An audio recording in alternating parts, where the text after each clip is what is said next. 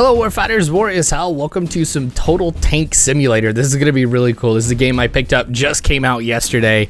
A lot of cool stuff you can do with it. There's a campaign in it, which I'm sure I'm going to do, but also you can do a sandbox mode where you can pit just a number of weapons from World War II against each other. So for this one, we're going to take a look at Shermans versus Panzers. So here we go.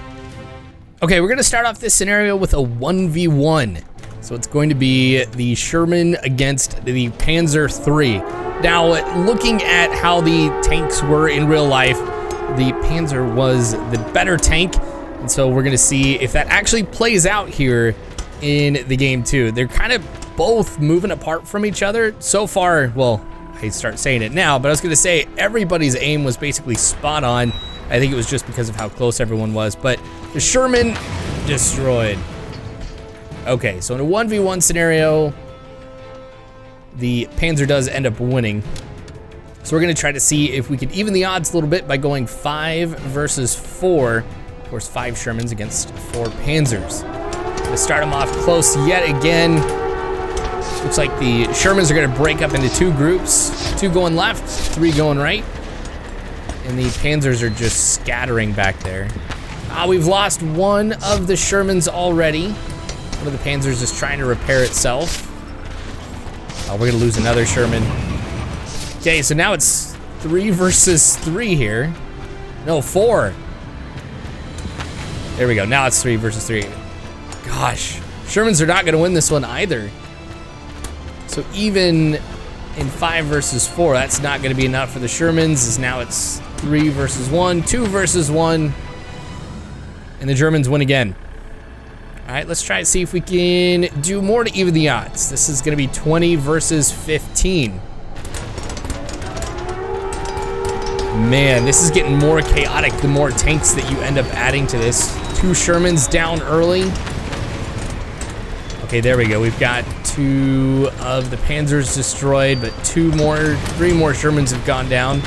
4, gosh. These guys are going pretty quick. Yep, so looking at the bars on top, this is not going well for the Americans. 6, 7 versus 1 there. Oh no, there's a few over there. So these 3 tanks that are Shermans were trying to flank around maybe the Panzers and hit them from behind, which might actually be a pretty smart thing to do, since tanks are usually weaker on the sides and the back than they are at the front. And I've got them going toe to toe. Oh, you're the last one. There you go. But I don't know if the game kind of has the models set up to where they'll take more damage if they're hit on the side or the rear. I don't know. Okay, here we go. Just a full 100 versus 80. Now this is going to be a different tank for the Americans. This is the upgraded Sherman that I'm going with. So they're already decimating, I feel like, the front of the Panzer line. These guys have bigger guns or bigger turrets on the tanks, which means they should deal some more damage, and it looks like that it is working pretty well. They're continuing to push up here as the Panzers start to fall back and they start to scatter. You know, I really do think that the larger turrets are making a big difference with this, but numbers are definitely a factor too. Is you've got the 10 versus 80, the 20 tank difference. I think is really what's the main factor here. So now it just seems like it's cleanup for the Shermans. We've got that one tank that's taking a whole bunch of Panzers with him. There we go. You've got this guy who's trying to repair himself, and then you got the 4 Panzers that, just like the Shermans in the last battle, were trying to loop around. Well, they're going to be meeting a lot of Shermans. They're gonna hit him right on the left side of the tank too. Was that one? Oh, 1 Sherman went down, 2 Shermans went down, so they still have quite a lot of firepower, even with 4 of them taking down 2 of those Shermans. Okay, this is the first American victory for this.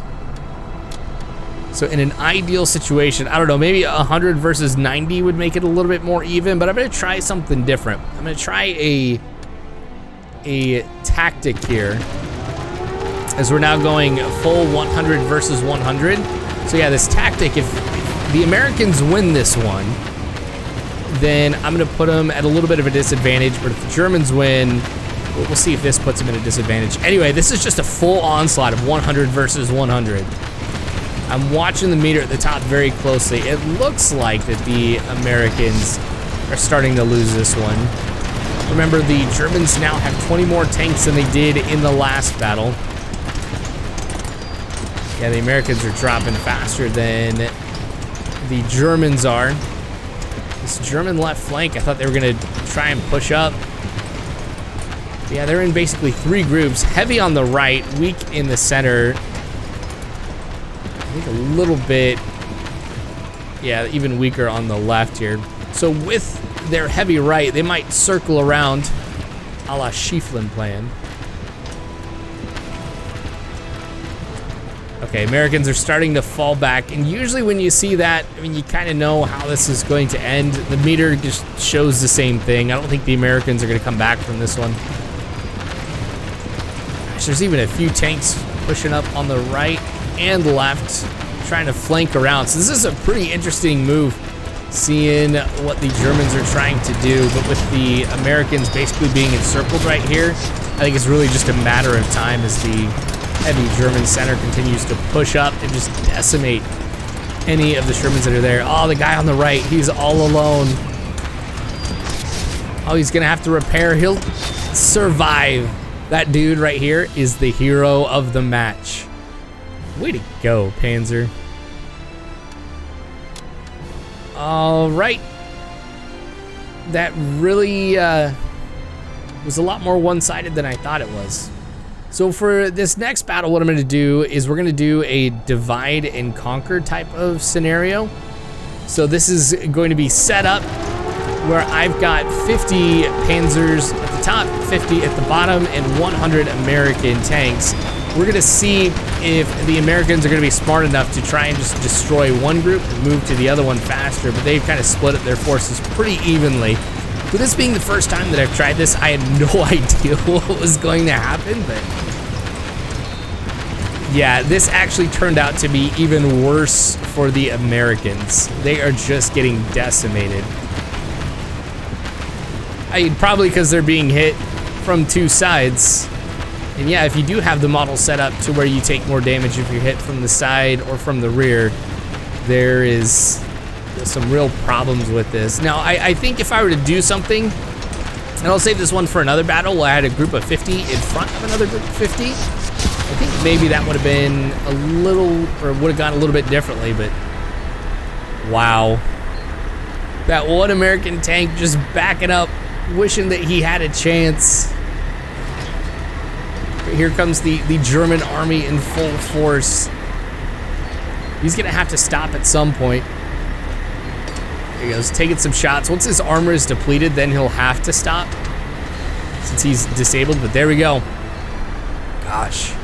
Okay, since that didn't work, let's try just one different tactic. Instead of being on the flat map, we're going to do this on a regular map that they have. We're gonna see if we can use the terrain to our advantage to see if we can get the Americans a win with 100 versus 100. So this is the old village map. We're gonna give the Americans the hill, and then they're also going to push into the woods. And the hope is that the trees at least will be able to provide some additional cover for the Panzers as they move up. And as the Germans end up having to move through the town, that it's gonna create a series of funnels that they're gonna have to go through that the Americans will be able to use, kind of decimate them. But dang, a lot of smoke already. And honestly, as I was going through and watching this, I was like, oh man, those are a lot of tanks that have gone up pretty quickly, but that is actually the trees, and the town is basically destroyed. Some of the houses are already gone. You see some of the Panzers are moving to their left or the bottom of the screen, trying to get around. Most of the Americans are now in the open with the trees destroyed.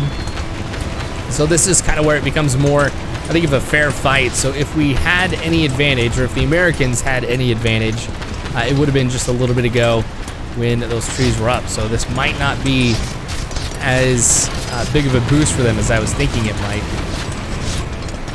But the Germans really don't have too much to go, and it looks like the Americans are trying to circle around on their left, the German right. And if they can circle around and start hitting them from behind, I think that's going to be good. But we've got a lot of American tanks who are really not in the best position to be engaging the Germans. At the same time, as they're continuing to move towards the top of the map, they're just exposing their sides, potentially giving themselves more damage. But yeah, this clump of Panzers, I mean, it seems like that if you miss the tank that you're aiming for, you're going to hit another one. Oh, but the Panzers are coming back. We got this guy pushing up right on him. He's not gonna last too much longer. I think that's a smart call at all. The Panzers are starting to scatter. They've ended up getting out of that clump that they had.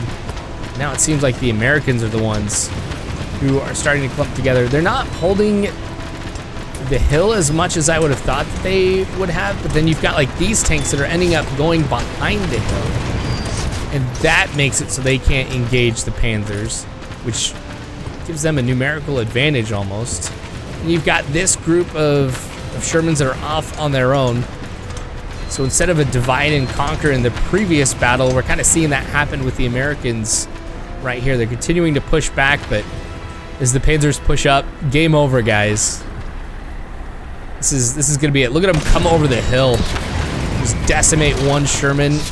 Here goes another one as it's trying to back up, use some of that house for cover, but doesn't get there in enough time. Oh, are these guys the only ones that are left? Well, could have used you a little bit ago. The cavalry is a little late, guys.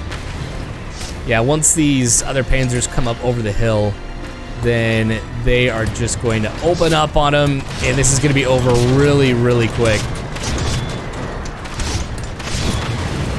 And we lost another Panzer, but that guy's going to try and see if he can repair himself. He's going to get destroyed before he does. And that's it. Americans, well, I mean, the battle's not over, but the Americans ended up losing this one as the Panzers are going to go together. Look at all this damage, though. That's nuts. Anyway, that's it here for Total Tank Simulator. This was awesome. I'm really enjoying how this is going to go. And I am going to go through the campaign. That's going to be pretty sweet. It'll be very, very different than what you're seeing here, but make sure you guys come back for that. And subscribe if you haven't already. Hit the bell icon. If you want to support me, be able to do videos like this and other stuff that I do, Patreon's the best way to do it. That's in the description. But anyway, thanks for watching. War is hell. You don't have to worry because war fighters, I got your 6.